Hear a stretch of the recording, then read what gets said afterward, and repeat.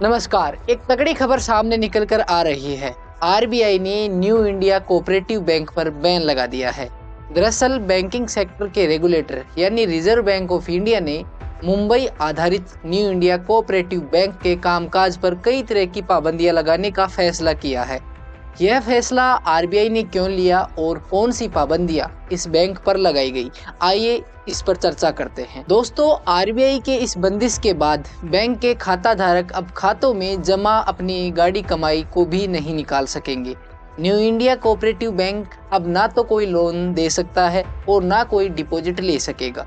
गुरुवार 13 फरवरी 2025 के कारोबार बंद होने के बाद से ये बैन अगले 6 महीने के लिए लागू हो चुका है। गुरुवार 13 फरवरी 2025 को भारतीय रिजर्व बैंक ने न्यू इंडिया कोऑपरेटिव बैंक में भारी अनियमितताओं के चलते बैंक के कामकाज पर कई तरह के बैंकिंग कारोबार से जुड़े बैन लगा दिए हैं।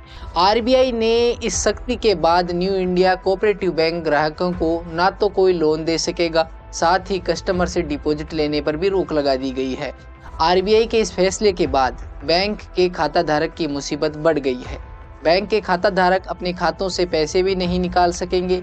आरबीआई ने फिलहाल 6 महीने के लिए इस बैंक पर प्रतिबंध लगाया है और इस दौरान बैंक के हालातों को सुधारने की कोशिश की जाएगी। 6 महीने के बाद आरबीआई बैन के फैसले को रिव्यू करेगा। आरबीआई ने कहा कि बैंक की मौजूदा नकदी स्थिति को देखते हुए निर्देश दिया गया है कि वह जमाकर्ता के बचत बैंक या चालू खातों या किसी अन्य खातों से किसी भी प्रकार की राशि की निकासी की अनुमति न दे। हालांकि बैंक कर्मचारियों के वेतन, किराए और बिजली के बिल जैसी कुछ आवश्यक मदों पर खर्च करने की इजाजत बैंक को दी गई है। आरबीआई ने साफ किया है कि 13 फरवरी 2025 को बैंक के कारोबार बंद होने के बाद से बैंक बिना उसके अनुमति के ना कोई लोन या एडवांस रकम देगा या उसका रिन्यूअल करेगा। साथ ही ना कोई बैंक को निवेश की इजाजत होगी और ना डिपॉजिट स्वीकार करने सहित कोई भी देनदारी नहीं लेगा।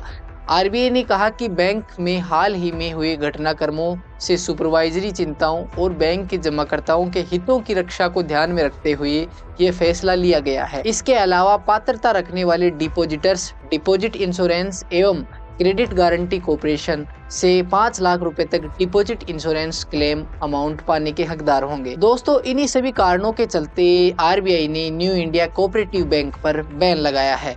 आपका क्या कहना है इस मामले में, कमेंट करके जरूर बताएं। और क्या आपका भी खाता इस बैंक में मौजूद है, कमेंट में हमें जरूर बताएं। मिलते हैं नेक्स्ट वीडियो में, तब तक के लिए जय हिंद, जय भारत।